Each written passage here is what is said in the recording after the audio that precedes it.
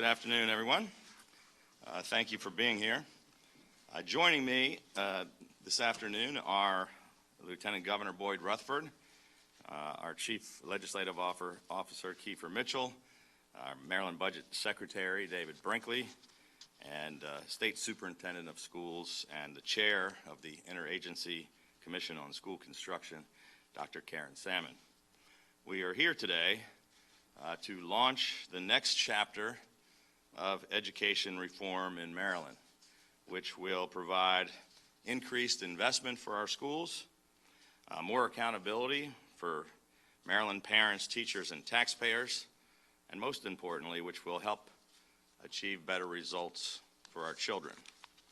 Education has been and will continue to be our administration's highest priority because I believe very strongly that every single child in Maryland deserves a world-class education regardless of what neighborhood that they happen to grow up in, which is why we have provided historically high state funding 5 years in a row, investing a record $32 billion in K through 12 education, which was more than $420 million above and beyond the funding levels recommended by the legislature and their funding formulas. I also pushed for, campaigned for, and got enacted a casino lockbox, which will require the investment of $4.4 billion more into our local schools for critical things like teacher salaries, pre-K expansion, extended academic programming for at-risk students, and innovative career technology education programs. We've also made critical investments of state dollars to strengthen school safety, adding school resource officers and mental health counselors to help to make our schools safer. 64% of our entire capital budget goes to education. And no governor in the history of our state has ever invested more in K through 12 education. Now, this is not often a part of the narrative that you may hear, but those are the indisputable facts.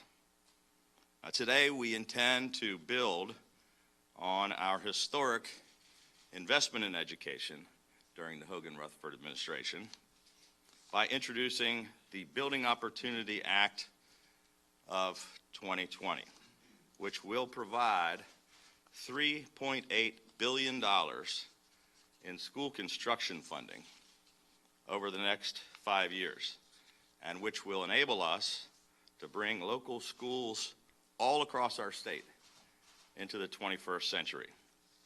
This is the largest investment in school construction ever in Maryland history.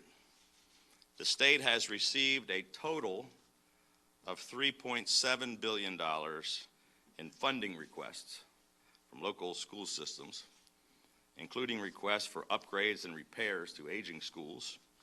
And with this new Building Opportunity Fund, we will be able to fulfill every single one of these local funding requests. Last year, we introduced record funding for school construction, but the legislature failed to support it. We're pleased that they now seem to agree with us on the need to provide local school systems and, most importantly, our students with the healthy, efficient, heated, air-conditioned, modern school buildings that they deserve. And we look forward to working together with our colleagues in the legislature when they return to work in January to help get this historic investment in our schools passed. However, investing record amounts of money is not going to solve all of the problems of our local schools, which is why we have also been leading the fight for more accountability, pushing to raise academic standards and to root out mismanagement and corruption in our local school systems. and to ensure that state taxpayer dollars are not being misspent, and to make sure that these huge investments that we have sent down to the local school boards are actually making it into the classrooms where they belong. I have supported and endorsed many of the ideas, suggestions, and proposals made by the legislature's so-called Kerwin Commission. Last year, I enacted legislation to provide the initial $12 million in funding, and in this year's budget, we put in an additional $255 million in funding to implement some of the recommendations of the Commission. I have also very vocally and continuously expressed my grave concerns about the $33 billion in increased spending that they are asking for. So after more than 3 years of meetings, neither the Commission nor the legislators who created it have produced any suggestions whatsoever about how to pay for any of these massive spending proposals, which will require billions of dollars in increases in both county and state taxes.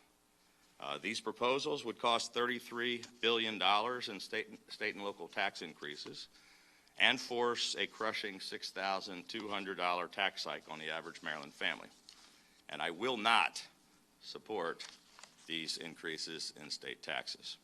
And local leaders in Baltimore City and in other counties across the state have already said that they also will not support those increases at the local level, these crippling multi-billion-dollar local tax increases, which the proposal would also require. This is an increase in spending of at least $33 billion, which doesn't even include the increased pension costs. So the simple question, which nobody has been willing to answer up to this point, is what taxes are they going to raise at the state and county level? Who is it that they're going to tax, and by how much? I believe that the taxpayers have a right to know the answers to these questions. The legislature and their commission have been very focused on how much they can increase spending. And they've done a very thorough job of that.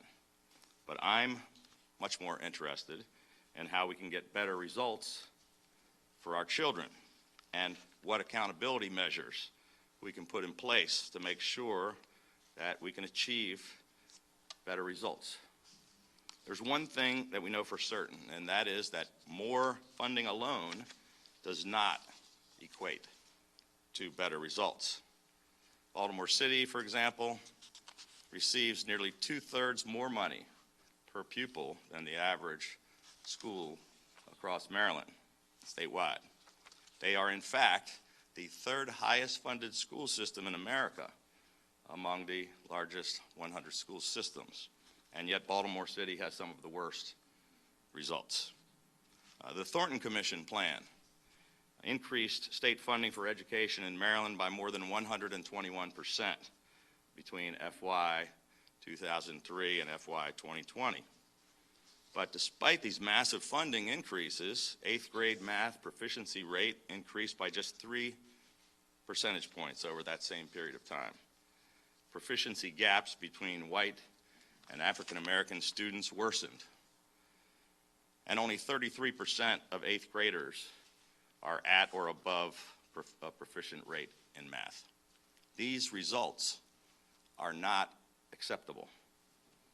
We're proud to have some of the best and most highly funded schools in America, and we're continuously increasing funding, and we've been working very hard to make them even better. But unfortunately, far too many of our deserving children continue to be stuck in persistently failing schools. ESSA, the Every School Succeeds Act, which was President Obama's effort to increase accountability in order to fix failing schools all across America, we strongly supported the act. And we thought it provided great opportunities to make real progress in our schools, and particularly in the communities that needed the help the most. However, the legislature opposed these meaningful reforms and instead took actions which directly threatened Maryland's well-earned reputation as a national leader in education. Their misguided actions over my strong objections and over my veto instead sadly gave Maryland the distinction of being the second least accountable school system in America. We were successful earlier this year in convincing the legislature to accept our push for an inspector general, which was at least a first step toward helping to root out wrongdoing, corruption, and mismanagement in local schools. And in the coming weeks, we will be announcing the person who will fill that position as the new State Inspector General for Education. But it's not enough. Much tougher accountability measures are still desperately needed. And if state taxpayers are going to be providing billions and billions of state tax dollars into local school boards, that they deserve to know that their money is being wisely spent and that it is going directly into the classrooms where it belongs, and that's being used to actually help our children get better results. The Kerwin Commission is recommending that up to 25% of a school's funding should be cut or withheld if a school is underperforming. We don't believe that children who live in these communities deserve to be punished because of the continued failures of adult leaders. According to a report just released just this week by the Maryland Department of Education, 14 Maryland schools earned only a one-star rating for at least 2 consecutive years.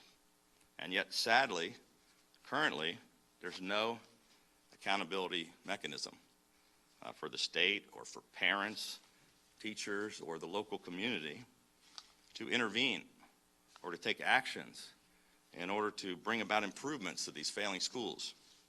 So today we're introducing the CLASS Act of 2020. CLASS stands for Community and Local Accountability for Struggling Schools. Under this legislation, any school that receives a failing one-star rating for 2 consecutive years will automatically be designated as an innovation school. Local communities will be able to take charge of that failing school and be empowered to enact critical changes in leadership, curriculum, policies, schedules, and budgets, and to put into place a turnaround plan. This innovation school model is a successful and proven method which was developed by Governor Deval Patrick in Massachusetts. These innovation schools focus on improving the school's performance and student achievement through increased autonomy and flexibility. The schools will continue to receive full funding, but measurable benchmarks will be developed for student achievement and performance, and the schools will be held accountable for meeting those benchmarks. A diverse board of local residents and stakeholders with experience in education, youth development, management, finance will be empowered to develop turnaround strategies for these persistently failing schools. With both of these announcements today on record funding and on these accountability measures, we are reaffirming our commitment to increased investment for our schools and classrooms, more accountability for parents, teachers, and taxpayers, and most importantly, better results for our children.